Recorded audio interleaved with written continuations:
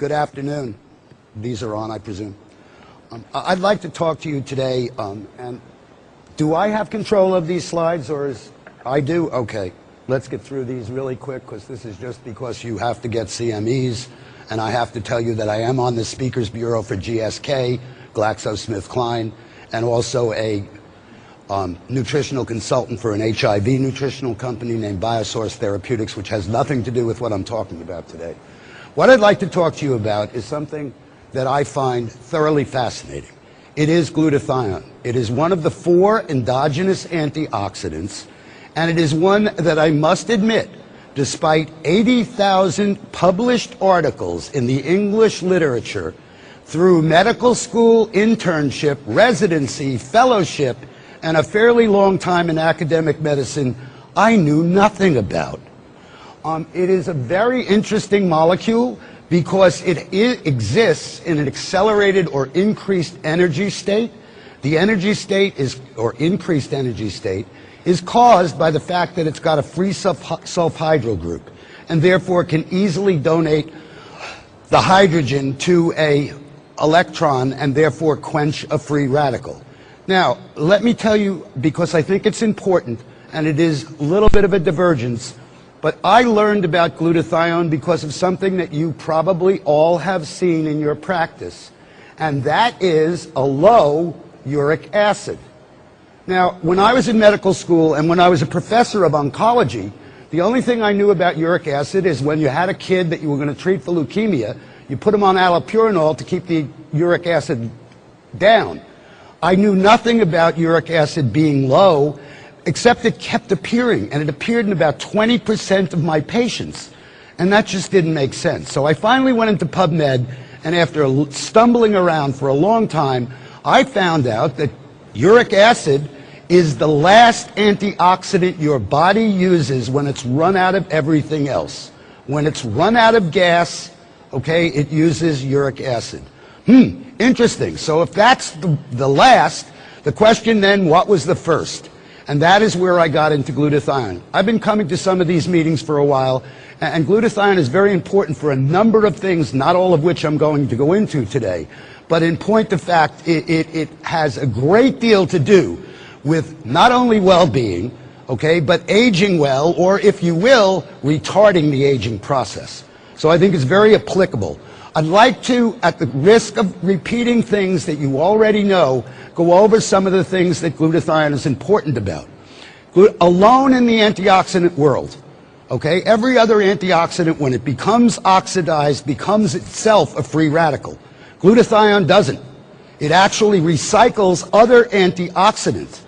In fact, the body considers it so important that up to 6% of the entire ATP expenditure or energy expenditure of the body may be used to synthesize and optimize glutathione levels. That's pretty impressive, 6% of the entire energy output of the body.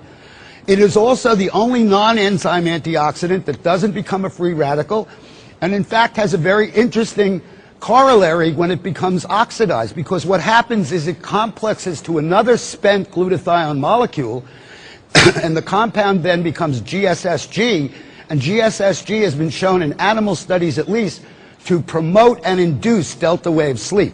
We all know the importance of that in terms of the aging process, so this, even in its used up form, functions as a very useful product. It not only functions as an antioxidant itself, but alone again in the world of antioxidants, it is an absolutely essential component of antioxidant enzymes, namely glutathione peroxidase, and most importantly, the glutathione transferases. And I bring that up because glutathione transferase abnormalities have now been associated with virtually every cancer known to man, and probably with a lot more than that. And therefore, by promoting the production of glutathione transferases through improving glutathione, we may be doing even more than I'm able to talk about right now. In addition, if that were not enough, let's keep going. It's a chelator. In fact, it's 50% as effective as oral chelation in getting rid of mercury. It has an effect on other heavy metals, but they're not as pronounced as mercury, and mercury is pretty ubiquitous in an environment, so it kind of comes as a freebie.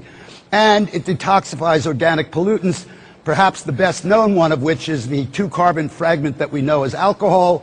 And in fact, without glutathione, you ultimately get a hangover because you stop the process at acetaldehyde, which is phase 1 detox, and that in itself is a free radical, and obviously many of us may have felt the effects of that if we didn't have enough glutathione. Now, why is it important in aging?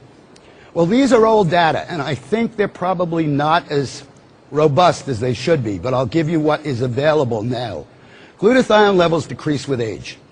The data would suggest it's 1% a year beginning in the 20s. I think that's too little, too late, but that's only my opinion right now. I haven't proved it.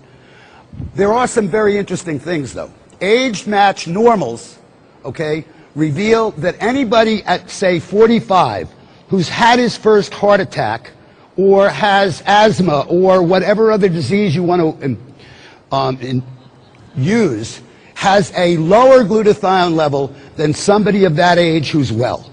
So disease causes decrease in glutathione and an accelerated decrease compared to normals. Glutathione happens to be, and this is perhaps the take-home message, it's the major protector of mitochondrial DNA. Mitochondrial DNA is that DNA within the cells that's responsible, if you will, for the electron transport chain that produces every bit of energy in your body. And we know from pathologic data that if you take a biopsy from a 90-year-old and compare it to a biopsy in a 5-year-old, the mitochondrial DNA in the 90-year-old is only 5% normal compared to the 5-year-old. So obviously we destroy our mitochondrial DNA, we destroy our energy, and we age. Maintenance of normal mitochondrial DNA is directly correlated, and it's got an R value above 9.9 with aging. So the higher your glutathione, the less you age. And I think the most important thing there is centenarians, and I think that's wrong on the slide because even though we did it over and over again, the spell check kept leaving it alone. It's centenarians, not centurions. Okay, demonstrate glutathione levels that are similar to a 30 to 50-year-old normal, well person.